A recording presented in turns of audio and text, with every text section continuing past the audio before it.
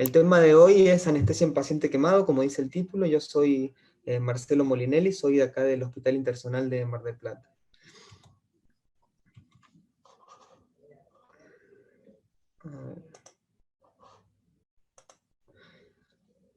La importancia del tema que vamos a ver hoy es que estos pacientes que nos pueden caer a cualquiera de nosotros, hagamos lo que hagamos, todos estamos en un hospital intersonal o el hospital de la zona donde trabajen, y están predispuestos a que les caiga en cualquier momento un paciente de estos.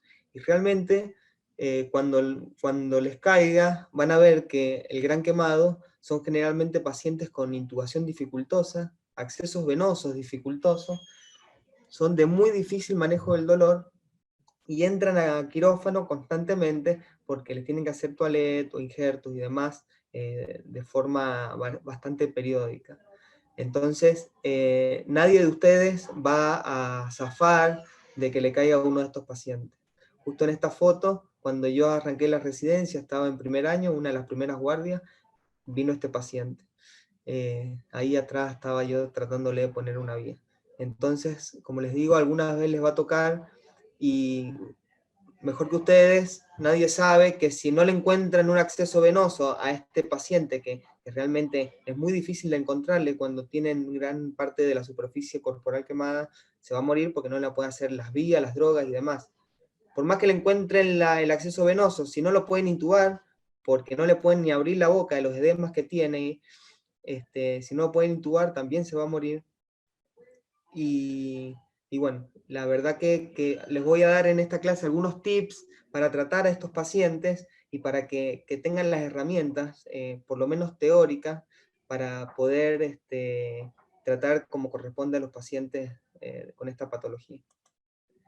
Entonces, los contenidos de la clase va a ser conocer los factores que determinan el pronóstico del paciente quemado, entender la fisiopatología, las particularidades del manejo de la vía aérea, cómo ventilar a estos pacientes, la importancia de la reanimación inicial y las metas a alcanzar, cómo monitorearlos, los accesos vasculares en el quemado, el uso de la ecografía, el manejo del sangrado, la farmacología del quemado, la importancia del manejo del dolor, el uso de anestesia regional en los pacientes quemados y algunos conceptos del tratamiento quirúrgico que debemos conocer para poder saber lo que debemos hacer. Bueno, el pronóstico del paciente quemado, no vamos a hablar mucho de esto, para no aburrirlos, vamos a ir a otras cosas un poco más importantes, pero tengan en cuenta que para los factores pronósticos influyen mucho la edad del paciente, la extensión de la quemadura y si tiene o no lesión por inhalación. Si tiene lesión por inhalación asociada, tiene un 30% más de mortalidad. Estas son las tres cosas que más influyen en el pronóstico. Esto es otro, el pronóstico, hay diferentes cuadros para ver el pronóstico de estos pacientes, no importa, esta es la edad y la superficie corporal quemada. ¿Para qué es importante? Este es otro tipo de pronóstico, se los voy a dejar acá, la clase va a quedar grabada, después la vuelven a ver y se detienen si les interesa, ¿sí? ¿Por qué quiero que tengan herramientas para saber el pronóstico del quemado? Porque Dios quiera que nunca les pase, pero si se quema un boliche, como ya pasó alguna vez en la Argentina, y vienen a su guardia 20 pacientes quemados severos realmente, y tengan que elegir a quién hacerle anestesia, a quién reanimar, a quién no, o a quién de alguna forma dejar morir, estas tablas les van a ayudar a decir, este tiene el 100% de mortalidad, este tiene el 70%, este tiene el 80%, este tiene el 20%, y eso les va a servir de forma rápida para elegir a los pacientes, ¿sí? Entonces, o que le entre un paciente a quirófano con el 70% de superficie corporal quemada y que tenga 70 años, casi tiene el 100% de mortalidad, ¿sí? Entonces ya saben, inclusive cuando hay pocos recursos, en qué pacientes esmerarse en cuanto al tratamiento. Simplemente quiero que les sirva para eso. Bueno, vamos a los que nos importa a nosotros, el manejo anestésico, ¿no? La evaluación preoperatoria de estos pacientes. Esto es un paciente también del hospital, cuando uno tiene que evaluar en el preoperatorio a estos pacientes, ¿qué tiene que ir a ver? ¿Qué es lo que nos va a importar para el correcto manejo en el intraoperatorio? El tiempo desde la quemadura, ya vamos a ver cada uno de estos ítems un poco más desglosado, porque es importante hacer hincapié en cada una de estas cosas que vamos a señalar. El tiempo desde la quemadura, la cirugía que propone el cirujano, conocerla, para ver cómo se va a comportar y qué tenemos que hacer nosotros, la extensión y localización y el tipo de quemadura, evaluar la necesidad de ayuno o no, la afectación sistémica y las complicaciones que tiene el quemado, no solamente es la quemadura, sino que qué pasa en el corazón, qué pasa en el sistema circulatorio, en los pulmones y demás. Hay que conocer qué está afectando la quemadura y cómo, para poder ver esas cosas, ¿sí? Y poder ir a tratarlas, y que no nos sorprendan. Las lesiones asociadas que puede tener un quemado, y la evaluación de la vía aérea y las lesiones por inhalación, ¿sí? Estas son las cosas que vamos a ver previo a que el paciente entre al quirófano, ¿sí? Porque nos va a cambiar la estrategia en muchas ocasiones. Vamos a ir viendo cada una de estas. El tiempo desde que ocurre la quemadura, esto tiene que ver mucho con la fisiopatología del quemado. Es muy importante conocer en qué fase está el paciente, porque según la fase en la que esté, va a ser el tratamiento que yo le voy a dar, ¿sí? En un primer momento hay una fase aguda, que son en las primeras 72 horas, desde que ocurre la quemadura. En esta fase aguda, como les hago el dibujito acá, para representarlo, hay mucho edema, se pierde mucho líquido, proteína, el paciente se comporta como un shock hipovolémico, ¿sí? El intravascular está muy disminuido, hay aumento de la permeabilidad vascular, pérdida de proteínas, líquidos, gran formación de edema, gran pérdida del intravascular con alteración de la perfusión.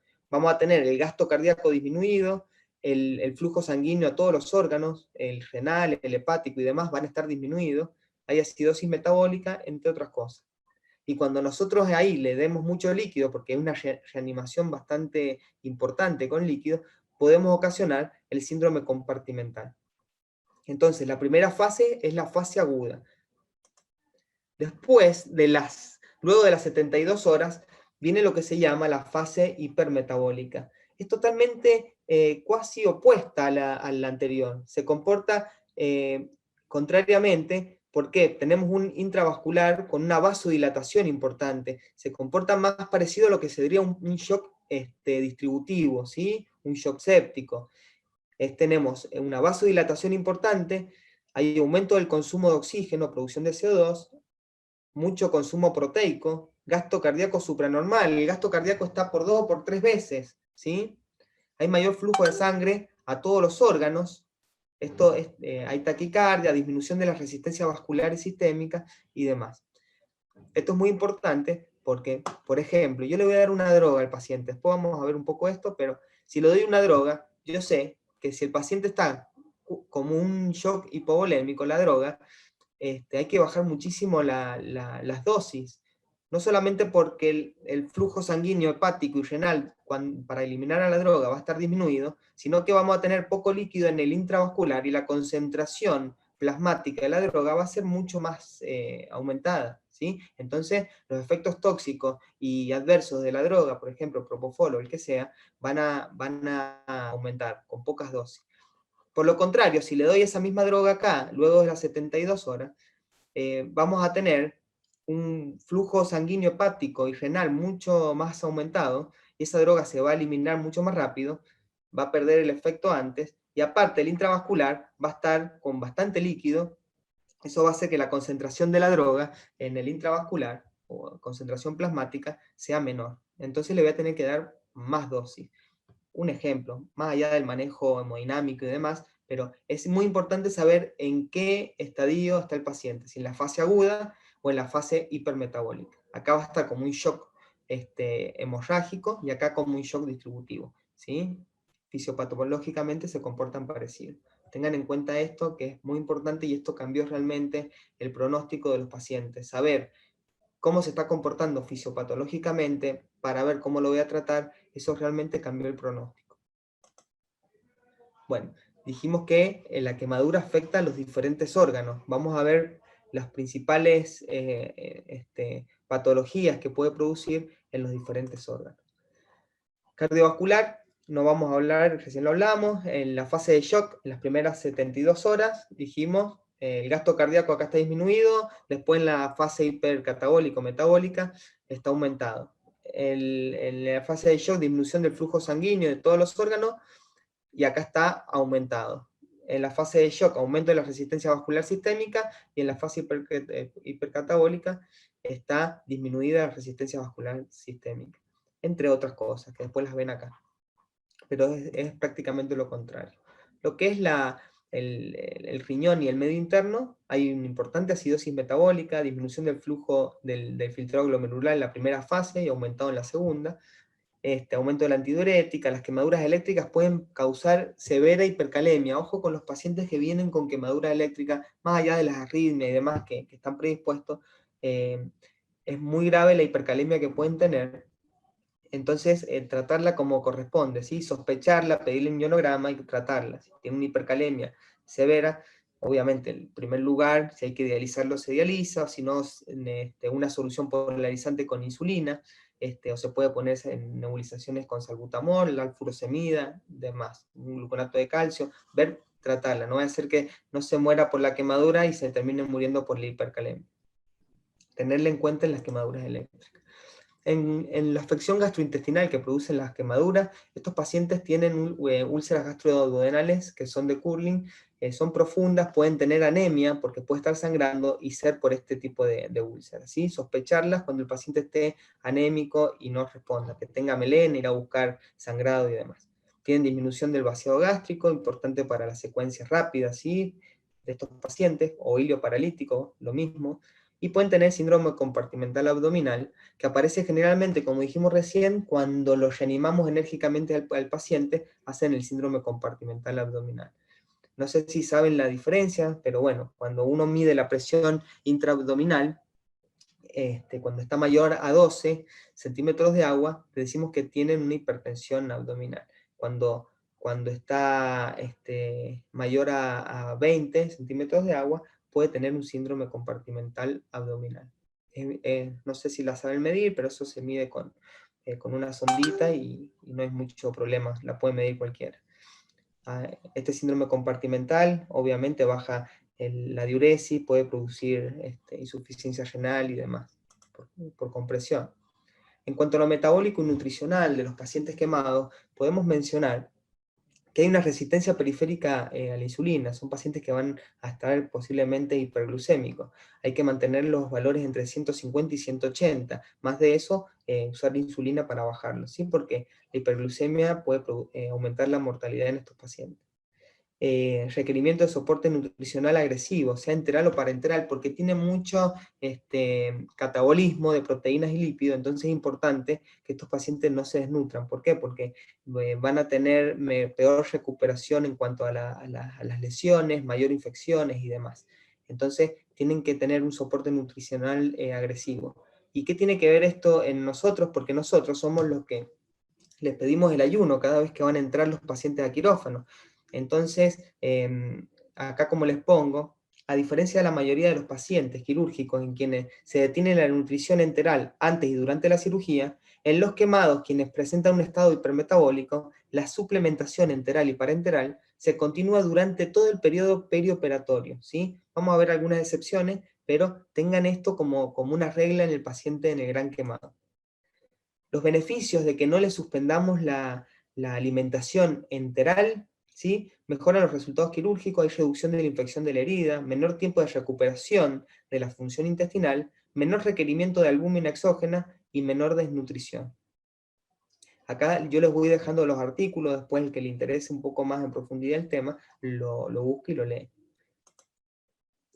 Vamos a ver en un ratito un poco el tema del ayuno, ¿sí? En lo hematológico, ¿cómo afecta la quemadura? Toda la parte hematológica, vamos a ver algunos tips. Tienen coagulopatía dilucional por la cantidad de volumen que nosotros le pasamos, ¿sí? En la fase de reanimación. Están disminuidos los factores 5, 7 y 11. Está prolongado el TP y el KPTT. Pueden tener trombocitopenia. aumento de la fibrinólisis, abundante sangrado en capas o sangrado microvascular, ¿sí? Ese sangrado que babea, babea, babea, y que en la sumatoria del tiempo es un gran sangrado, ¿sí? Es un sangrado microvascular que se llama. Los mecanismos de la anemia que tiene el paciente quemado, si bien al principio, cuando se pierde mucho líquido intravascular, mucho plasma, hay hemoconcentración, ¿sí? Y aumento de la viscosidad sanguínea, por la gran pérdida de plasma, luego el paciente está predominantemente anémico. ¿Por qué? Porque hay supresión de la médula ósea, pérdidas regulares de sangre por la cirugía y demás, y destrucción eritrocitaria, principalmente por secuestro en la microcirculación. Estos son mecanismos que producen la anemia en el paciente quemado. Importante también el efecto de la temperatura en la actividad hemostática. Todos sabemos que la actividad hemostática mínima que se requiere de los factores de coagulación es entre el 25 y 30%. Por debajo de esto no hay actividad hemostática. Vamos a ver un ejemplo del factor 9, cómo a medida que baja la temperatura, baja su actividad hemostática. Si estamos a 35 grados, la actividad hemostática es de 39%, que es aceptable, ¿sí? Para hacer hemostasis. Si estamos a 33 grados, pasó a ser 16%, y si estamos a 31 grados del paciente, pasó a ser de 2,5. 2,5 de actividad hemostática, acá como dice acá, se comporta como un hemofílico B grave, ¿sí? Por solo hecho de tenerlo hipotérmico al paciente. Aparte que la hipotermia disminuye la adhesión plaquetaria, la producción de trombina y aumento de la fibrinolisis. Lo mismo pasa con el tiempo de sangría cuando bajamos la temperatura, ¿sí? Entonces, tengan en cuenta, hipotermia y quemado es un factor de riesgo importantísimo para que estos pacientes sangren mucho. Así que cuidado con la temperatura. La verdad que uno no tiende a ponerle el termómetro a los pacientes, pero cuando venga un quemado, siempre pónganle el termómetro. La acidosis y la hemostasia también. Sabemos que es, por ejemplo, si paso de 7,40 a un pH de 7, el factor 7 activado reduce su actividad en un 90%, ¿sí? La acidosis también es un gran enemigo de la coagulación. Después, otro sistema que se altera muchísimo y aumenta muchísimo la mortalidad en los pacientes es las alteraciones pulmonares que produce la quemadura, sobre todo cuando hay lesiones por inhalación.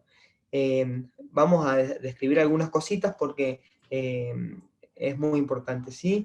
Produce broncoespasmo. Los pacientes quemados generalmente tienen broncoespasmos de la pequeña vía aérea y van a necesitar de los beta-2 agonistas, ¿sí? Es muy frecuente que los tengamos que nebulizar. Tienen difusión ciliar, aumento de las secreciones, tienen atelectasia. Cuando uno tiene una quemadura, después vamos a ver algunos dibujos para que vean la imagen de la patología endobronquial. Estas atelectasias se producen porque hay mucho exudado fibrinoide, ¿sí?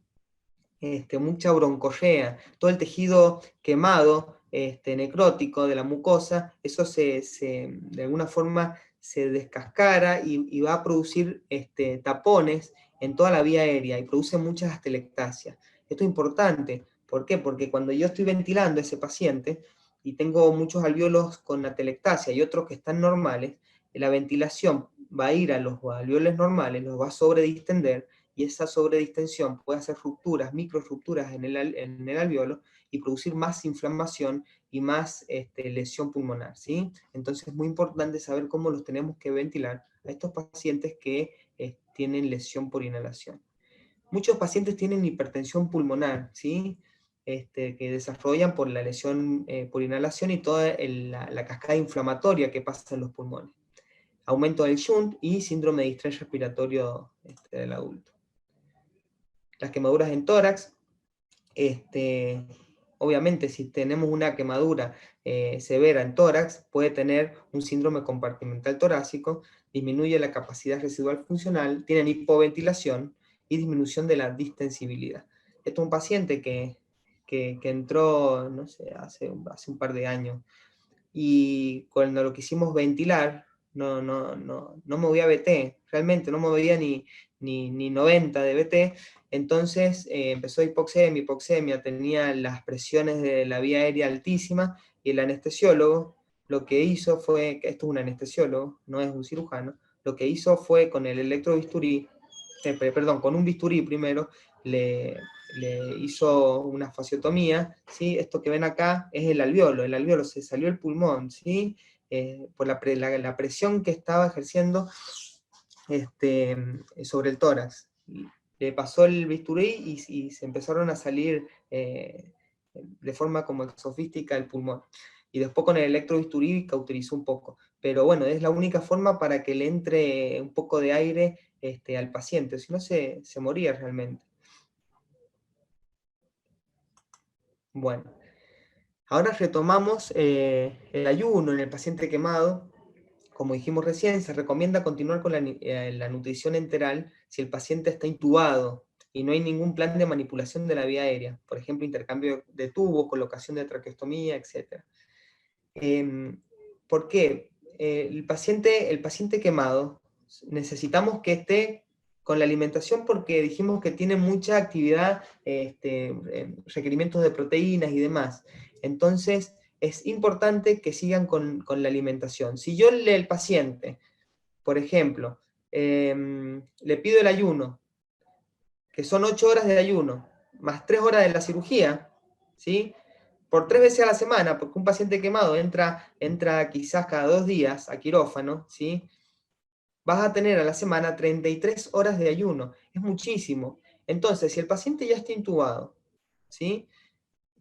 ¿Por qué le voy a pedir el ayuno? ¿Cuál es el fundamento de que yo le pido el ayuno a este paciente que necesita realmente que no se le suspenda?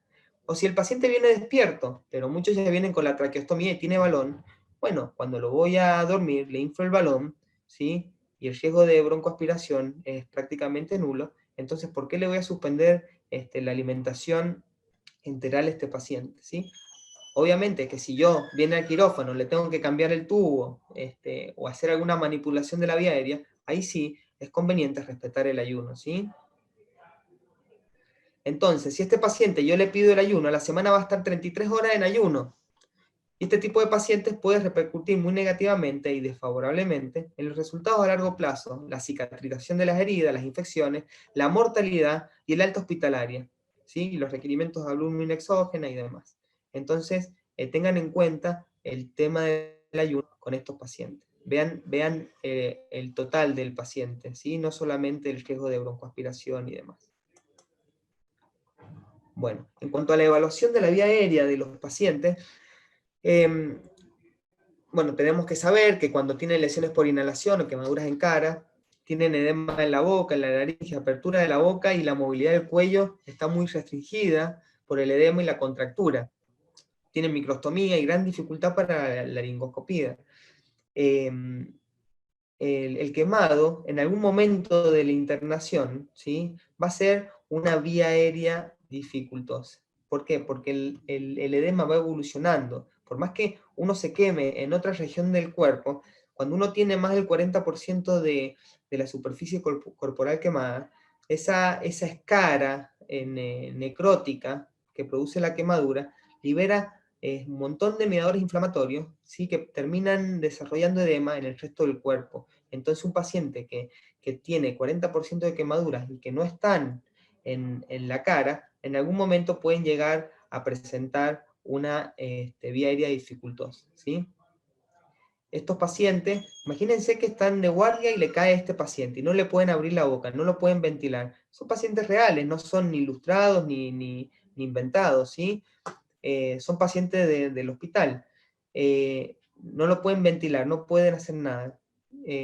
Entonces le apoyan la máscara y se refala porque tiene todo esto vaselina. ¿Qué estrategias? ¿Cómo lo van a ventilar? ¿Qué dicen las guías? Entonces ese es el motivo principalmente de la clase.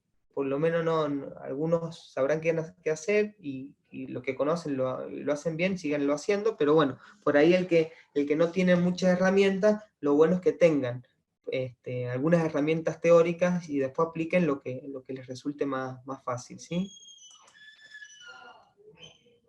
Bueno, en la evaluación de la vía aérea, estos pacientes, bueno, esto es predictores de vía aérea dificultosa, como ya sabemos, la barba es un predictor, ¿sí? Muy bueno, uno de los mejores. El paciente quemado puede no tener barba, eso no importa, pero se comporta como si tuviese barba por todo el edema que tiene, y es muy difícil coaptar la máscara, ¿sí? Entonces, después, por ejemplo, si tiene predictores de laringoscopía directa difícil. Todos estos son predictores de laringoscopía directa difícil. Apertura bucal limitada, arcada dental estrecha, Malampati de 3 o 4. Entonces sabemos que el paciente va a tener laringoscopía directa difícil, ¿sí? Por el solo hecho de estar quemado. Predictores de difícil colocación de dispositivos supraglóticos. Si ustedes los ven, estos no son predictores del quemado en particular, ¿sí? Son en general, pero si ustedes leen todos los predictores de ventilación dificultosa, de laringoscopía directa dificultosa, de colocación de dispositivos supraglóticos, el quemado reúne varios de ellos, ¿sí? Y si ven el de cricotomía dificultosa, de cricotirotomía dificultosa, también va a reunir varios. Entonces, ¿qué estamos viendo con esto? Que el quemado va a tener, el predictor que vean lo va a tener aumentado, ¿sí? Y va a ser difícil para colocar el dispositivo supraglótico, difícil para hacer una cricotirotomía, difícil para hacer la laringoscopía y difícil para ventilar. Estamos realmente frente a un paciente con vía aérea dificultosa. Y obviamente los predictores son dinámicos. Puede venir al principio no tener ningún predictor y el paciente es el mismo paciente dentro de 3 días pasar a tener un Malampati 1 a un Malampati 3 o 4, ¿sí? Por el mismo edema. Entonces acuérdense que los predictores son dinámicos. Bueno, tampoco hay algoritmo de vía aérea dificultosa para quemado, pero se puede adaptar perfectamente. Esto todo lo conocemos, el algoritmo de la Sociedad de Vía Aérea Dificultosa, que se divide en plan A, plan B, plan C, plan D, no lo vamos a ver ahora, pero ¿qué dice el plan A? Laringoscopía, dijimos que iba a ser dificultosa. El plan B, dispositivo supraglótico, también tenía que iba a ser dificultosa.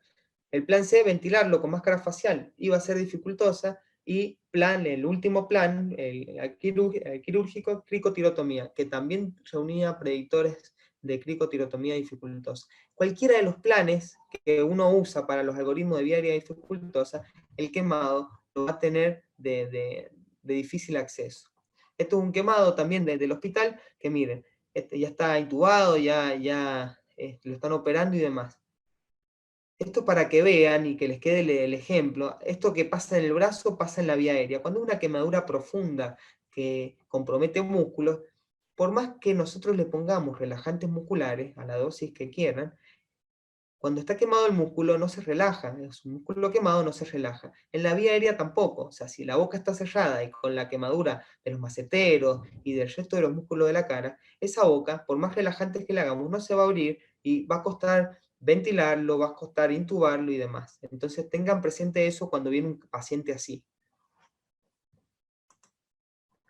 Bueno, el manejo anestésico, en la evaluación preoperatoria vamos también a ver la fijación del tubo. ¿Dónde lo fijamos? Si le tienen que hacer una esterectomía de toda la cara o hacerle toilette y demás. Tengan el recurso de a veces fijar el tubo para que no se salga, obviamente, en los dientes, ¿sí? Que estén, obviamente, que los dientes no estén flojos y sobre todo en el maxilar superior. Si tiene 3 dientes, lo fijamos en el del medio. Hay un videíto para ver cómo es, pero bueno, no les va a sumar en nada. Nunca usar cinta pegante, ¿sí? Porque se va a despegar, se puede salir la lesión necrótica y se les va a salir el tubo.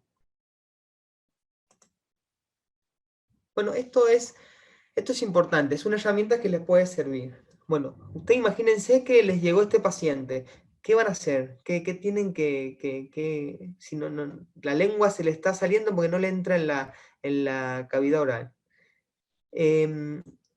Entonces viene un paciente quemado. Si este algoritmo está en este artículo, ¿sí? Que está muy bueno, el que tenga tiempo, aparte les va a servir no solamente para el quemado, sino para cualquier paciente que venga, no sé, con un flemón periamigdalino que no puede abrir la boca y demás, es más o menos lo mismo, ¿sí?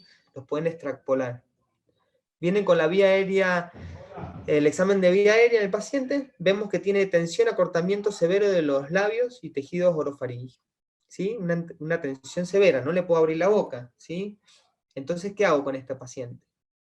Si el paciente es colaborador, le hago una intubación vigil con el fibrobronco, obviamente. Le va a entrar el fibrobronco por la nariz, pero no le puedo hacer una laringoscopía porque no abre la boca, porque no me va a entrar el laringo. Entonces, este paciente colaborador, le hago la fibrobronco. Si el paciente no es colaborador, ¿sí? Le hago una inducción con preservación de la ventilación, no quiero que pierda ventilación porque obviamente no lo voy a poder ventilar ni intubar, y le hago una intubación con fibrobronco, ¿sí?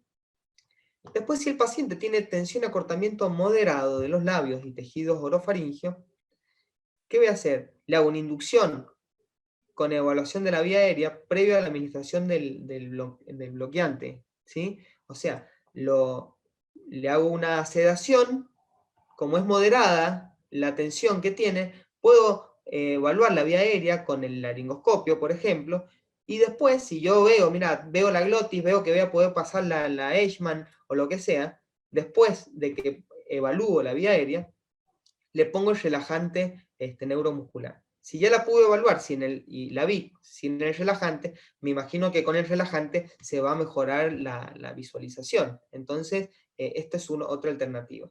Y luego de eso le hago la laringoscopía o la videolaringoscopía. Está demostrado que con la videolaringoscopía es mucho, la tasa de éxito y de tiempo en intubar es mucho mejor. Bueno. Esto es, por ejemplo, no es el agudo, obviamente, como ven en la foto, en un quemado crónico con cicatriz, entre el mentón y el esternón, donde el paciente no va a poder eh, ponerse en la posición de olfateo. Imagínense que tiene la pera pegada al esternón, es dificilísimo de intubar. Si yo le pongo el relajante neuromuscular, obviamente no la va a relajar porque es cicatriz esto, y empeora la retracción, ¿sí? Ojo con los relajantes en esta situación. La glotis, ¿sí? Cuando yo le hago la laringoscopía, si es que pueden, la glotis va a estar más anterior y hacia el lado de la cicatriz, ¿sí? Eso ténganlo en cuenta. En esto voy a tener una glotis anterior y hacia el lado de la cicatriz. Y es aconsejable comenzar por métodos alternativos a la laringoscopía, porque si yo sé que tengo un paciente así, que la laringoscopía va a ser imposible y le voy a lesionar todo, al final voy a estar empeorando el paciente y voy a recurrir a un método alternativo cuando ya tengo lesión, edema, sangrado y demás. Entonces, en este tipo de pacientes, pensar primero en que debo hacer un método alternativo. Por ejemplo, ¿cuál?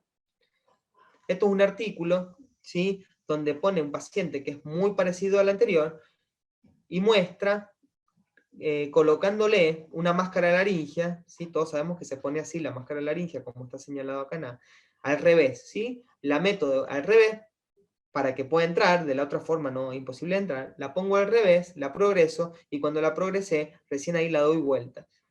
Luego le paso el tubo, ¿sí? Esto es un fact track, le paso el tubo y saco la máscara laringea.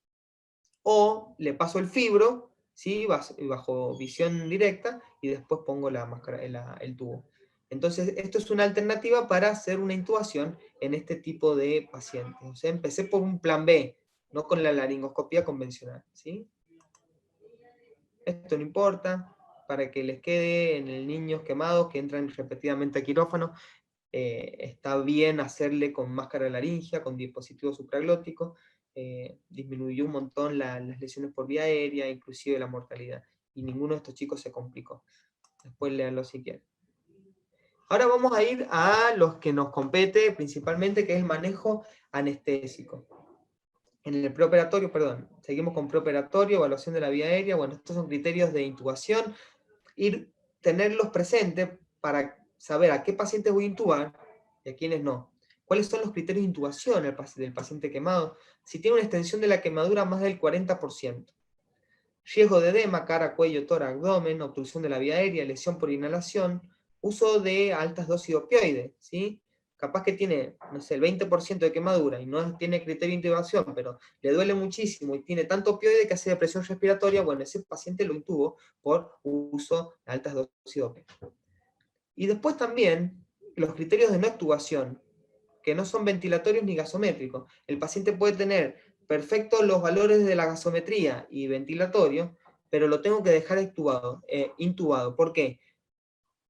Porque va a entrar quizás al otro día a quirófano de nuevo, pacientes hemodinámicamente que están inestables, pacientes que presentan riesgo de lesiones en el injerto, no sé, que no están del todo lúcidos, que están excitados, y que le hicieron un injerto que con todo el sacrificio no tiene más piel sana para sacarle, y si lo obtuvo y se saca el injerto, va a ser un fracaso total todo el tratamiento. Entonces, estos pacientes, hablarlo con el cirujano, preguntarle cómo es el paciente, para ver si lo dejo intubado o le saco el tubo. Ahora vamos a ver un poquito esto de criterios de intubación, las lesiones por inhalación, ¿sí? Una cosita que es muy importante. Bueno, si tengo la injuria por inhalación, sí, que el paciente inhale y tenga lesión pulmonar por el humo o el aire caliente, aumenta el 30% de la mortalidad en estos pacientes. El 40% de los pacientes quemados graves tienen lesión por inhalación, y tener en cuenta que pueden tener una posible intoxicación con monóxido de carbono y cianuro. O sea, por más que yo los intube, estos pacientes, y están intoxicados con cianuro, no van a salir de la hipoxia, no van a salir de la hipoxia y se van a morir. Entonces, tener presente que pueden tener esto. Dos palabras, si tengo una sospecha, una intoxicación por cianuro, todos sabemos que el cianuro bloquea la citocromo oxidasa, y eso hace que no se pueda utilizar el oxígeno, hacen acidosis metabólica, aumento del ácido láctico, lo tienen por las nubes, y yo le hago una saturación venosa a oxígeno central y está aumentada. Está aumentada porque no puedo usar el oxígeno, entonces me da saturación de oxígeno aumentada. ¿Qué tengo que hacer? Administrar oxígeno 100% y la hidroxicobalamina, ¿sí? 5 gramos diluido en 200, no importa, en 15 minutos. Hacerle el tratamiento si lo sospecho, ¿sí? Porque si no, por más que lo intube, no va a salir de la hipoxemia, de la insuficiencia respiratoria. Y si sospecho intoxicación por CO2, por monóxido de carbono, le hago una carboxihemoglobina. Todos sabemos que si tiene más de 30 es indicación de intubación odotraqueal, y si tiene más de 50 es prácticamente, la mortalidad es altísima. ¿Por qué es importante darle oxígeno al 100% a las sospechas de monóxido de carbono? La vida media de la carboxihemoglobina es de 4 horas, pero si yo le pongo oxígeno al 100%, se reduce a 40 minutos. O sea que si hubo un paciente con sospecha de intoxicación de monóxido de carbono, nosotros no lo pongamos a mitad y mitad de los flujos, porque le vamos a hacer más daño de lo que lo vamos a beneficiar. Entonces ese paciente lo dejamos al 100%. Digo esto porque el paciente quemado agudo que entra a quirófano por un síndrome compartimental, nosotros hacemos a veces muy automáticas las cosas y no tenemos en cuenta qué paciente tenemos enfrente, qué puede tener y demás. Entonces, estas cosas ténganlas presentes. En este paciente no le bajamos los gases, le dejamos oxígeno al 100%. Bueno, el diagnóstico de lesión por inhalación, esto es importante. ¿Por qué? Porque siempre se dijo, vos sospechás lesión por inhalación, lo intubás, ¿sí? El ATLS lo dice, que si vos, ante la sospecha de lesión por inhalación, hay que intubarlo. Pero cada vez se fue demostrando más. Acá tenemos algunos de los criterios diagnósticos: exposición en lugar cerrado, presencia de vapor o humo en el sitio del accidente, los pelos de las narices las vibríaceas están quemadas, tiene esputo carbónico, pérdida de la conciencia, la difonía, la sibilancia, estridor y demás. Cualquiera de estas cosas que tenga sospecho de lesión por inhalación, lo intubo.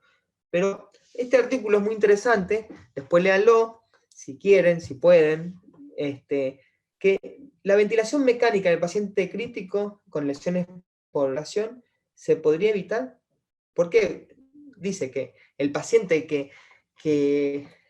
quemado, que lo llevan a ventilación mecánica, aumenta la mortalidad, que la ventilación mecánica disminuye la precarga, disminuye el gasto cardíaco, necesitas más fluidos para sacar a ese paciente, y terminan haciendo más edema, más síndrome compartimental y demás. Entonces, lo que quiere decir que si se puede evitar la ventilación mecánica, ¿sí? No dar ventilación mecánica además, porque no es gratis, ¿sí? Va a terminar aumentando la mortalidad en estos pacientes. Entonces proponen y dicen, no intubemos a todos los pacientes, no los llevemos a ventilación mecánica, por lo menos a los que no tengan lesión por inhalación verdadera. seamos más precisos en el diagnóstico, ¿sí? Y llevemos a menos pacientes a ventilación mecánica. Entonces acá presenta otros criterios que son los criterios de Denver, donde dice intubación urgente y actitud expectante con la lesión con la intubación. Intubación no urgente si tiene estridor, si tiene insuficiencia respiratoria, si tiene disminuido el nivel de conciencia, inestabilidad hemodinámica, pelo facial quemado. Y actitud expectante, que tenga hollín en la orofaringe, o sea, que tenga un poco de hollín en la boca, en la lengua, por ahí expectalo, ¿sí? Que tenga ronquera, que tenga disfagia. Estos eran criterios diagnósticos que vimos recién para sospechar lesión por inhalación y intubarlo. Acá no, pone actitud expectante, que tenga edema oral, que tenga quemadura oral, que tenga quemaduras faciales no profundas. Entonces acá son más específicos, ¿sí? Obviamente que si yo sospecho una lesión por inhalación y no lo voy a intubar, ese paciente debería estar en una terapia intensiva, ¿sí? Para ver cómo evoluciona, ¿sí? Entonces, acá nos ponen un algoritmo que es interesante. Viene el paciente, porque nos va a tocar, viene el paciente. Por ejemplo, viene un extubado, no viene con tubo, yo lo intubo en el quirófano, entonces cuando hago la laringoscopía directa, ahí veo si tiene la epiglotis con edema, o si tiene hollín en la vía aérea y demás, y si en la laringoscopía veo que tiene lesiones internas de quemadura, le voy a dejar el tubo, porque sospeché y porque evidencié lesión por inhalación. Pero en la laringoscopía directa no vi nada, lo vi todo perfecto. Hay, más allá de la glotis, muchas veces no podemos ver. Entonces a ese paciente le puedo hacer una fibrobroncoscopía y ver cómo están los bronquios, y lo voy a clasificar según lo que veo con la fibrobroncoscopía. O está intubado, meto el fibroscopio y veo grado 0 cuando no tiene ningún resto de carbonillo, eritema o edema, broncorea, no tiene nada, está todo perfecto, eso es grado 0. Ese paciente que en la laringoscopía no le vi nada, después le metí el fibro cuando estaba intubado mientras lo operaban, y no le vi nada, estaba todo perfecto, ese paciente que tenía, qué sé yo, un poco de hollín en la lengua o quemada la cara, ese paciente lo voy a extubar, porque no tiene ningún criterio de lesión por inhalación, ¿sí? En cambio, si ya se divide también en grado 1, grado 2, cuando tienen algo de eritema, depósitos de carbonilla o broncorrea, cuando es moderado, ese paciente lo voy a valorar, voy a ver los gases, voy a ver otras cosas para ver si lo llevo extubado o si lo llevo, lo llevo intubado.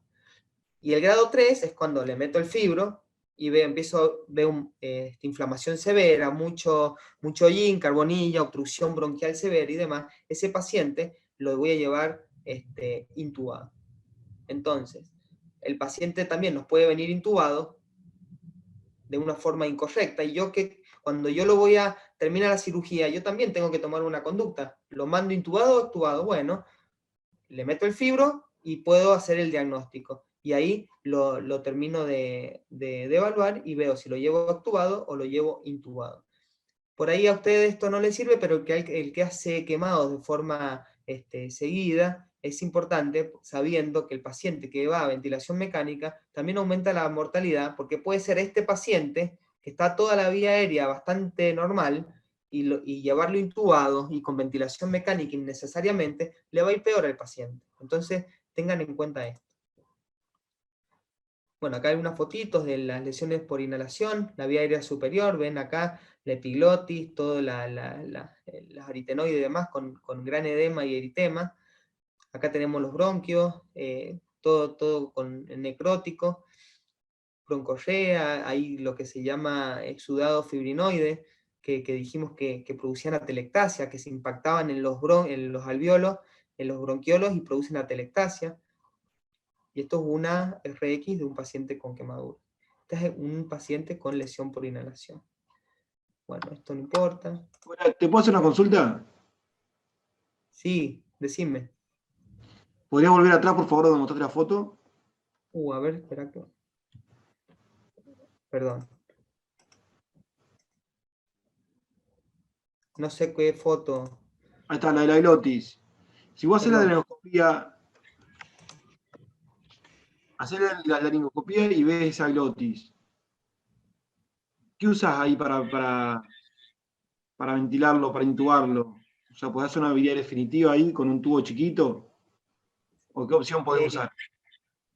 yo si veo esta glotis, Sí. o sea, ya la estás viendo.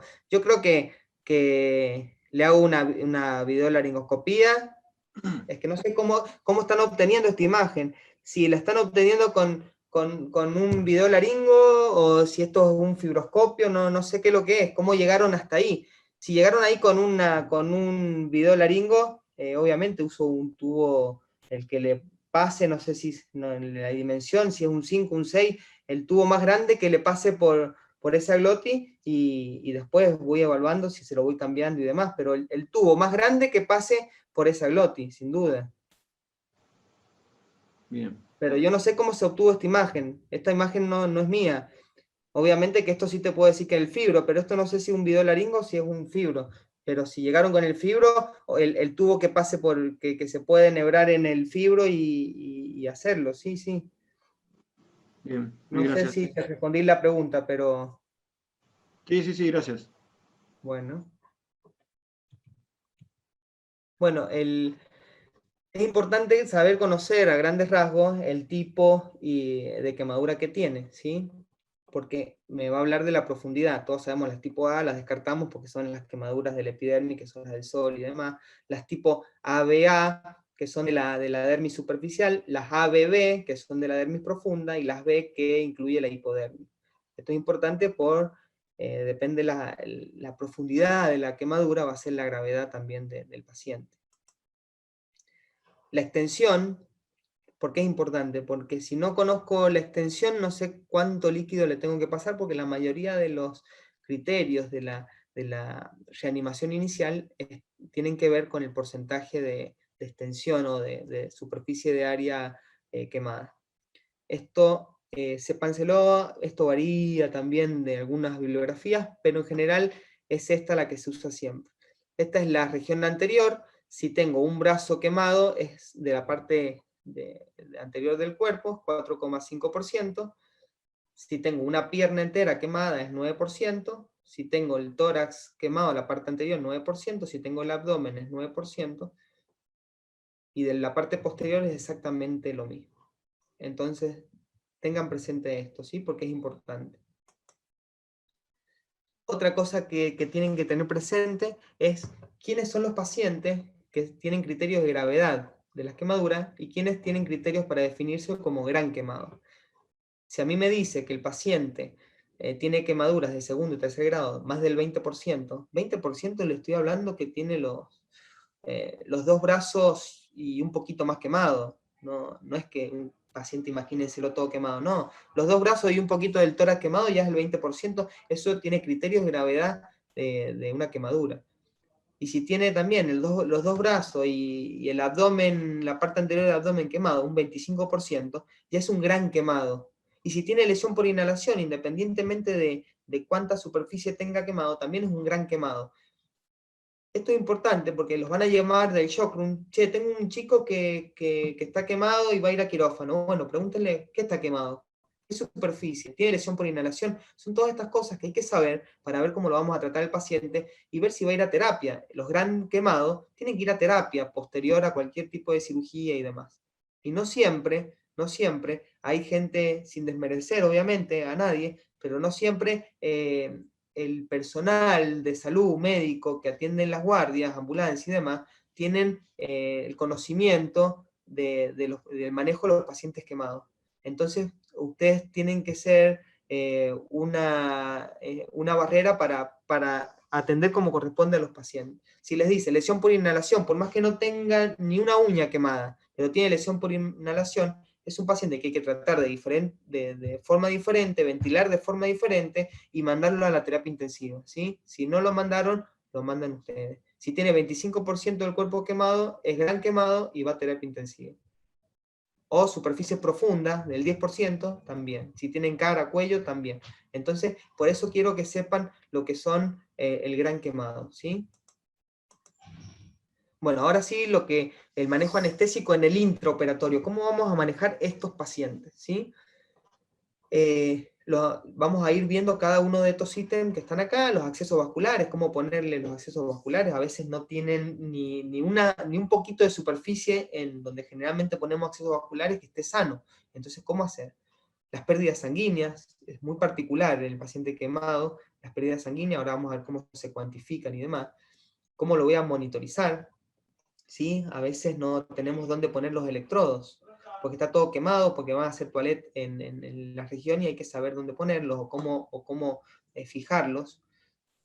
Reanimación con líquidos, cómo la vamos a hacer, cómo se ventilan, el control térmico y el uso de drogas, ¿sí? Por ejemplo, vamos a ir viendo, entonces vamos a empezar con los accesos vasculares.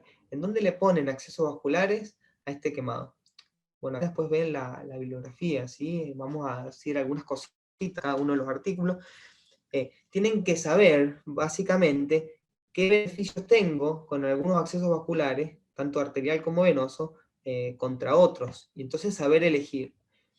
En cuanto a los accesos venosos, si tengo todo quemado, ¿qué tengo que hacer? ¿Sí? Si no me queda otra, lo pongo. A veces hay que para fijarlo, hay que escindir un poco el tejido quemado y fijarlo donde vea piel sana, para que no se termine saliendo y nos quedamos sin acceso, ¿sí? Hay que fijarlo, ¿sí? Los puntos hay que hacerlo en piel sana. Si le ponemos una vía central, venosa, acá en la ingle femoral, ¿qué tenemos que saber de eso? Que predispone a las trombosis venosas y a las infecciones, ¿sí? Si ponemos una vía arterial, hay que poner una vía arterial. ¿Qué pros y contras tenemos? Todos sabemos que si ponemos un acceso arterial, ¿lo podemos poner en el femoral? Sí, pero el porcentaje de infecciones, por ponerlo acá, es del 1%, es casi nulo el acceso arterial femoral. Después, ¿qué catéter voy a usar? Si uso un catéter, qué sé yo, uso un 18, y me ocluye más del 50% del vaso, predispone a hacer espasmo y trombosis, ¿sí? Entonces, y si lo pongo un catéter muy chiquito, de repente pongo un 22, eso se puede tapar, me va a dar mal la curva, y al final es más una confusión que una ayuda para el monitoreo. Entonces tengan en cuenta todos los pros y los contras de dónde van a poner el acceso vascular. Si lo ponemos en la subclavia, sabemos que si sangra, y estos pacientes están muy predispuestos a sangrar, van a tener, no lo van a poder comprimir. El acceso vascular en la axila, en la arterial en la axila, ¿se puede poner? Sí, pero es el lugar donde más infecciones van a tener en un acceso arterial. Entonces vayan viendo los pros y los contras de dónde le van a colocar el acceso venoso, ¿sí? Bueno, ni hablar de que si tienen ecógrafo, ahora vamos a ver la ecografía en el quemado, que hay que usar el ecógrafo y en dónde van a ir a elegir el acceso vascular. Esto lo vamos a saltear porque no creo que ustedes usen ni pongan esto, pero tengan en cuenta que a veces pueden poner un acceso central por inserción periférica. Esto lo ponen acá, pero llega hasta la vena cava superior, ¿sí? Se puede poner para alimentación, para pasar vasoactivo y demás. Cuando no tienen otro acceso y acá tienen piel sana, lo pueden poner y van a tener un catéter central de inserción periférica. Bueno, ¿cómo vamos a ventilar a estos pacientes? Es importante, sobre todo en los pacientes que tienen lesión por inhalación, que se ventilen con una ventilación protectora. ¿Cómo es? Como ya sabemos, con un BT menos de 6 mililitros kilo, entre 6 y 8 de peso teórico, y que tenga una plató de menos de 30. Eso demostró que disminuye la mortalidad. Hay que ventilarlo como un paciente distresado. Eso evita el atelectrauma, el barotrauma y el volutrauma. Bueno, 2 palabras de esto, es más de lo mismo. Es un gráfico donde esto es un bucle de presión-volumen, donde que lo muestran algunos respiradores que lo hacen. Yo le voy poniendo presión y va levantando volumen. Acá pongo presión y levanta poquito volumen. Pongo presión, poquito volumen. Acá hay un momento donde a medida que aumento la presión, aumenta mucho más el volumen, ahí es cuando se recluta el pulmón, donde se abren más los alvéolos, Y va a llegar un momento que a medida que yo le pongo más presión, ya prácticamente no va a aumentar nada de volumen, ¿sí? Ese es el punto de sobredistensión. Yo, si sigo aumentando la presión por más allá de este punto, puedo producir el barotrauma. Y si yo lo ventilo acá donde están varios alvéolos con atelectasia, voy a producir el atelectrauma, ¿sí? Los alvéolos se van a distender y atelectasiar, y eso produce también daño. Entonces lo ideal es ventilarlo en esta zona, ¿sí? Bueno, eso lo van a ver. A veces no sirve la ventilación mecánica y los pacientes tienen que ir a lo que se llama la ventilación de alta frecuencia oscilatoria. No importa, ténganlo en cuenta que existe y que puede ser un segundo paso. Y ni hablar de el ECMO, que también la mortalidad en los pacientes con quemaduras con síndrome de distrés respiratorio, que se manejan con ECMO, es extremadamente baja. Baja la mortalidad en los pacientes que se ventilan con ECMO. Así que ténganlo, creo que en el HPC ahora tienen ECMO. Ténganlo en cuenta. Bueno, en cuanto a la reanimación con líquido, la reposición hídrica, generalmente usamos los cristaloides o los coloides, ¿sí? Dentro de los cristaloides tenemos el gingelactato, la solución fisiológica, y los coloides, el voluben y la albúmina. Principalmente, y más importante, es el gingelactato. Si tienen Ginger, usen para la reanimación inicial gingelactato. El cloruro de sodio hipertónico aumenta el sangrado, así que está demostrado que inclusive aumenta la mortalidad. El volumen y los coloides, tengan cuidado en la reanimación inicial, principalmente en el primer día de reanimación, porque como dijimos, la permeabilidad capilar está muy alterada, ¿sí? Y todo el coloide que yo le dé se va a ir afuera del vaso, al intersticio, y va a traer más líquido. Entonces va a aumentar mucho el edema. Si se da después de las 24 a 48 horas. Entonces la reanimación inicial principalmente se hace con gingelactato. Otra cosa que se le puede dar, que en muchos centros de quemado lo hacen, es darle vitamina C, el ácido ascórbico, entre 150 a 170 miligramos kilo día. Eso hace que disminuya mucho el volumen que le tengamos que dar a los pacientes y disminuye también las dosis de vasoactivos que usamos. Entonces, el ácido ascórbico, algunos los usan para otras cosas, con los mismos fines, entre cirugía cardíaca y demás. ¿Qué importante que sepan? Bueno, hay fórmulas que son de uso común para la hidratación de estos pacientes, pero tengan en cuenta, por más que están estas fórmulas que sirven para orientar, no sustituyen la monitorización de la reanimación, ¿sí? O sea, las pueden usar y es muy bueno que la usen, pero no sustituyen a hacer una reanimación de líquidos guiada por metas y objetivos, ¿sí? La más conocida y usada es la Epaclan, ¿sí? Que es en el primer día de reanimación, uso 4 mililitros de kilo por superficie corporal quemada. La mitad se la aplico en 8 horas y la otra mitad en 16 horas. Y el segundo día le doy la mitad de lo que le di el primer día. Esto no importa. Bueno, la reanimación con líquido si le doy de menos, es un problema. ¿Por qué? Porque aumenta la hipoperfusión, ¿sí? De los órganos, aumenta la mortalidad, pero si le doy de más, si le doy más de 5 mililitros kilo por superficie corporal quemada, también tiene los problemas, sobre todo neumonía, síndrome de distrés respiratorio. Entonces, no es abrirle el chorro o cerrárselo, sino que es ser bastante coherente con lo que le estoy dando. Tanto de más o de menos, lo puedo perjudicar al paciente. Esto no importa, pero tengan en cuenta que el paciente que entra a quirófano, tengo que reponerle todas las pérdidas insensibles, todo lo que sangra, la diuresis, todos los DEFI, el ayuno patológico y demás, y aparte de todo esto, le tengo que dar la solución que calculé con Parkland, ¿sí? Las metas de reanimación no es reanimar a ciegas, hago la formulita y le doy, no. tengo que seguir metas, ¿sí? Objetivos, porque es muy difícil cuantificar lo que le doy, lo que sangra el paciente, entonces es más fácil y ordenado hacerlo por metas. Las metas de reanimación inicial del paciente, tengo que llegar a una presión arterial normal, un gasto urinario entre 0,5 y 1 mililitros kilo hora, el lactato mantenerlo menos de 2, una temperatura normal, el déficit de base menos de 5, hematorquito de 30, y la presión venosa es de 7,2, índice cardíaco normal. Estas son las metas de reanimación. La más usada es el gasto urinario, ¿sí?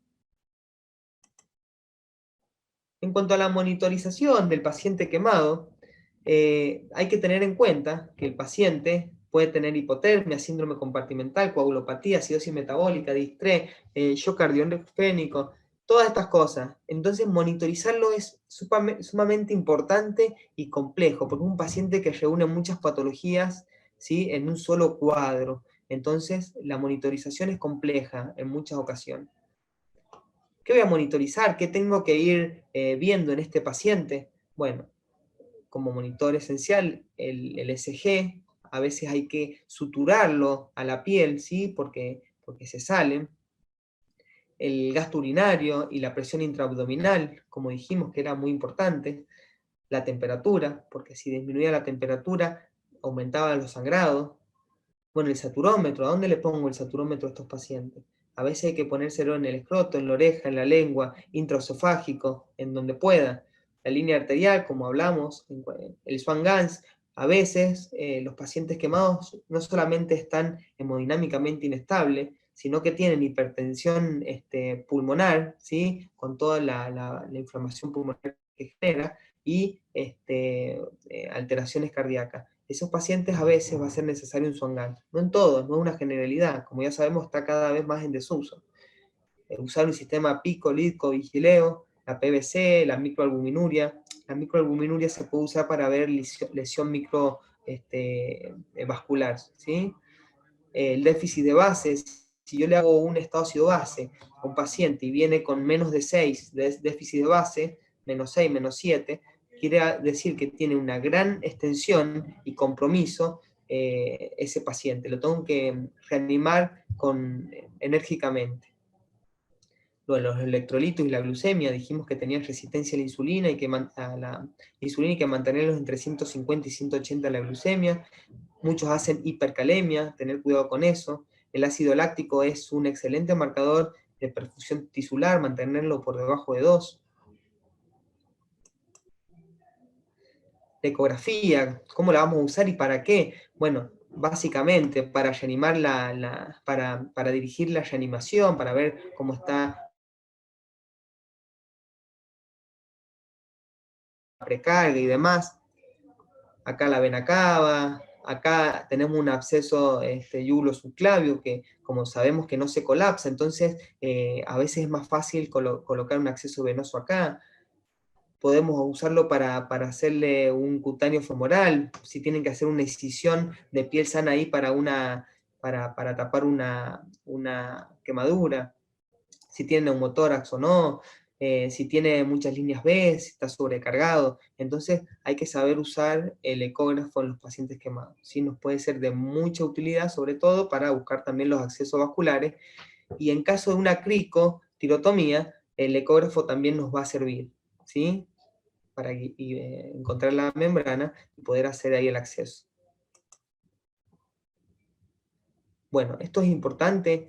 El paciente quemado que va a venir a una escisión de tejido quemado, hay que saber que produce entre 100 y 200 mililitros por cada porcentaje de tejido quemado que le hacen escisión, ¿sí? Acá vemos un ejemplo. Si mientras más tarde lo metemos al paciente, más va a sangrar por cada porcentaje de tejido escindido. Y si la herida está infectada, sangra muchísimo más todavía. Entonces, meter a quirófano a un paciente lo antes posible para hacerle la escisión tangencial del tejido quemado es muy beneficioso para que sangre menos, ¿sí? Entonces, acuérdense, sangra entre 100 y 200 mililitros por porcentaje de tejido escindido. Como sangran tanto, estos pacientes están con tendencia a la anemia. Entonces, todos sabemos que si tenemos una transfusión restrictiva, lo transfundimos cuando baja la hemoglobina de 7. Lo esperamos un poco más. Cuando las transfusiones son liberales, entre 10 y 12 ya lo estamos transfundiendo, ¿sí? Ya está demostrado que las transfusiones liberales aumentan la mortalidad, las infecciones, las neumonías y los síndromes de estrés respiratorio del adulto. Y se recomienda un umbral de transfusión restrictiva en los pacientes hemodinámicamente estables sin pérdida de sangre masiva o riesgo de síndrome coronario agudo. Esto es lo que se recomienda, esperar a que baje la hemoglobina de 7 y en algunos pacientes, ¿sí?, transfundirlos antes, sobre todo entre 7 y 9, ¿a quiénes? A los que tienen cardiopatía isquémica, a los que empezaron a perder mucha cantidad de sangre, más del 30%, eso no los esperamos, ¿sí? O los que tengan el láctico aumentado, la saturación venosa central muy alterada, que hable de hipoperfusión. Entonces a esos pacientes los voy a transfundir entre 7 y 9. Bueno, en el paciente quemado, como dijimos, tienen gran pérdida de sangre. Por ejemplo, cuando entra un paciente con el 20% de tejido que le van a hacer una escisión, ¿sí?, de ese tejido quemado, el 20%. Si pierde entre 100 y 200 mililitros de sangre por cada porcentaje de tejido que se le escinde, ese paciente que le van a sacar el 20% en una cirugía, no le pueden sacar más de eso, obviamente, va a perder aproximadamente 4 litros de sangre. Es un montón. Está un poco exagerado, pero no se crean que es mucho menos. Si un paciente que está varios días, que está infectada la lesión, que está hipotérmico y demás, puede llegar a perder esto. Entonces, si vamos a la definición de hemorragia masiva, pérdidas sanguíneas más de 150 mililitros minuto, esto es un paciente que va a tener una hemorragia masiva. Entonces, la transfusión tiene que ser una transfusión masiva, una transfusión 1-1. Una de plasma, una de glóbulos rojos y una de plaquetas. Entonces, están frente a un paciente que puede tener una hemorragia masiva, ¿sí? Esto se lo voy a dejar, al que le sirva la usa, no solamente para el quemado, la pueden usar para la cirugía que va a sangrar la que quiera. ¿Cuánto puede sangrar según la superficie corporal quemada que se va a retirar? Esta es una formulita para saber cuánto puede llegar a sangrar, ¿sí? Entonces, si saben cuánto va a sangrar, ven si piden unidades de rojo y demás. Está bueno, un cálculo bastante aproximado. ¿Qué hematocrito me queda con la cantidad de sangre que perdió? Esta es la fórmula. ¿Cuánto puede sangrar mi paciente sin hacer falta transfundir? Que es los sangrados permisivos. Esta la conocemos todos y la hacemos. Y cantidad de sangre que debo pasar para llegar a un hematocrito que yo deseo. Quiero que tenga. Tiene 16, quiero que llegue a 24. Bueno, esta es la fórmula, ¿sí? Después la ven y la usan para ver cómo les da. ¿Qué puedo hacer para prevenir el sangrado? Puedo usar torniquete, el electrocauterio, y que sean varios cirujanos. Si son más cirujanos, pueden hacer todo más rápido, infiltrar con epinefrina, escisión temprana, no esperar a que sangre más por hacer una decisión tardía, no sacar más del 20% de la superficie a escindir, evitar hipotermia y la acidosis, y usar estrategias de ahorro de transfusión. ¿El ácido tranexámico se puede usar? Sí, se puede usar. Sí, está demostrado que los pacientes sometidos a decisión primaria por quemaduras redujo el sangrado, la caída de hemoglobina y el número total de unidades de glóbulos rojos a transfundir. En cuanto a las consideraciones farmacológicas, quiero que tengan en cuenta dos cosas. En la fase de shock, ¿sí?, en las primeras 72 horas, se disminuye la dosis de la mayoría de los fármacos, por lo que dijimos, hay menos flujo hepático y renal, se eliminan menos los fármacos, entonces le dan menos dosis. Hay alteración en la fase 1, metabolismo hepático. En la fase de flujo, la segunda etapa, después de las 72 horas, hay que aumentar la dosis de la mayoría de los fármacos, ¿sí? Hay pérdida de fármaco a través de la quemadura, esto no importa, pero acuérdense, en la fase de shock disminuyen las dosis, y aparte el paciente está hemodinámicamente más inestable, está como un shock hipovolémico. Guarda con el propofol, qué inductores usan y demás, ¿sí? Tenga en cuenta. Esto no importa, 2 palabras, a ver. Los relajantes musculares, esto sí es importante. La succinilcolina. Acuérdense que el paciente quemado con el 5% de superficie corporal quemada ya hacen receptores inmaduros. Y si le dan succinilcolina, van a hacer una hipercalemia severa. ¿Sí? El pico máximo a los 10 minutos de dársela. No usar la succinilcolina entre los 2 horas después de la quemadura a los 2 años. ¿Cuándo lo podemos volver a usar? Después de los 2 años de la quemadura, ¿sí? Por esto de los receptores inmaduros y el riesgo de hipercalemia mortal. En cuanto a los receptores no despolarizantes, se tienen que aumentar la dosis entre 2 y 5 veces, ¿sí? En un quemado que ya tenga más del 30% de la superficie corporal quemada, aumentar la dosis entre 2 y 5 veces. Los opioides, nada, lo único que les quiero decir que son pacientes que van a usar mucha cantidad de opioides porque les duele, la quemadura produce mucho dolor y pueden tener tolerancia a opioides, ¿sí? Que cómo lo solucionan, aumentando la dosis de opioides, porque cada vez van a requerir más dosis para llegar al efecto. Entonces pueden tener tolerancia a opioides o hiperalgesia por opioides. Cuando yo uso repetidamente opioides, ¿sí? De forma crónica, pueden desarrollar una hiperalgesia. Y si yo le doy más opioides, le duele más. Entonces a este paciente se los tengo que suspender. ¿Cómo se evita la tolerancia y la hiperalgesia? Haciendo analgesia multimodal, sobre todo combinándolo con fármacos que bloquean los receptores NMDA. Esto no importa. TIVA balanceada es lo mismo, se puede usar cualquiera. Obviamente que TIVA van a usar si está el paciente con ventilación de alta frecuencia o con ECMO. Esto no importa, después lo leen, pero es muy interesante el manejo del dolor. La anestesia regional, se puede usar, hacer un bloqueo regional en la superficie sobre todo, duele mucho en la región donde van a sacar la piel sana para hacer un injerto de piel, ahí háganle un bloqueo, ¿sí? Si es un fémur cutáneo lateral o donde le vayan a sacar piel sana, esa parte es la que duele, así que está bien que le hagan un bloqueo. Estamos terminando, el tratamiento quirúrgico, quiero que tengan 2 conceptos de esto nada más. La quemadura profunda transforma la piel en una escara. La escara tiene invasión bacteriana, libera mediadores inflamatorios, y al ser tejido muerto no llega el antibiótico, entonces hay que sacarlo. Si no lo sacamos, esos mediadores inflamatorios se perpetúan y no se va a ir nunca ese estado de inflamación del paciente. Entonces, hay que hacer una excisión tangencial y cobertura temprana del área quemada. Eso disminuye la mortalidad, la estancia hospitalaria y las complicaciones. Tiene que entrar el paciente, esa excisión tangencial tiene que ser lo más temprana posible, ¿sí? En la primera semana está bien.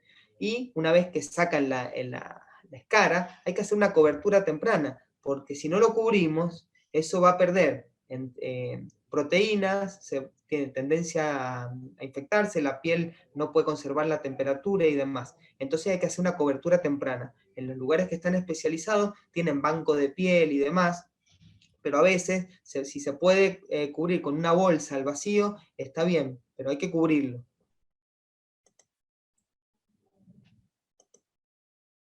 Bueno, le pueden hacer excisión tangencial, ¿sí? Para quemadura de espesor parcial, el sangrado es mucho menor. Este tipo de excisión sangra mucho más, perdón. Y la excisión facial es para quemaduras de espesor total, tienen un sangrado mucho menor. Se puede cauterizar. ¿Por qué sangra menos? Se puede cauterizar porque son vasos más grandes los que sangran. Es lo más indicado para grandes superficies quemadas y paciente inestable. Si el paciente viene inestable o tiene grandes superficies, si yo le hago esta excisión tangencial va a sangrar un montón, ¿sí? Se puede terminar muriendo por un shock hipovolémico. Entonces, a este paciente inestable o con grandes superficies le tengo que hacer una excisión facial. Es importante preguntarle qué tipo de excisión le vas a hacer, facial, tangencial, o recomendarle. El paciente está muy inestable, le puedes hacer una excisión facial, comunicarse con el cirujano, ¿sí? Cirugías que no pueden esperar la reanimación del paciente, te llaman, mira, tengo un paciente que tiene quemadura de párpado o cualquier síndrome compartimental, sea abdominal, torácico, en los miembros, es paciente que tiene que entrar a quirófano de forma urgente. Es importante que tengamos comunicación entre el anestesiólogo, el cirujano y el terapista.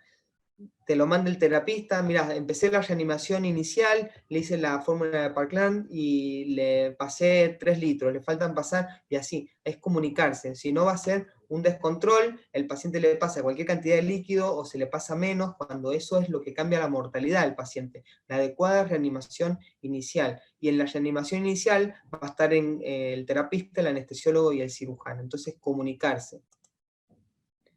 Bueno, se viene el invierno, algo más letal que el coronavirus son los pacientes quemados. Son pacientes realmente graves, que nos van a hay que estar atentos y tener estas herramientas para poder tratarlos como corresponde. Esto es un resumen de todo. Por ahí si le hacen una captura de pantalla y el día que venga un quemado, tener por lo menos las fórmulas y las cosas para poder usarlo como tips. Bueno, terminó la clase. Perdón si los cansé, espero que les haya servido. Y si no tienen ninguna pregunta, nos vemos la próxima.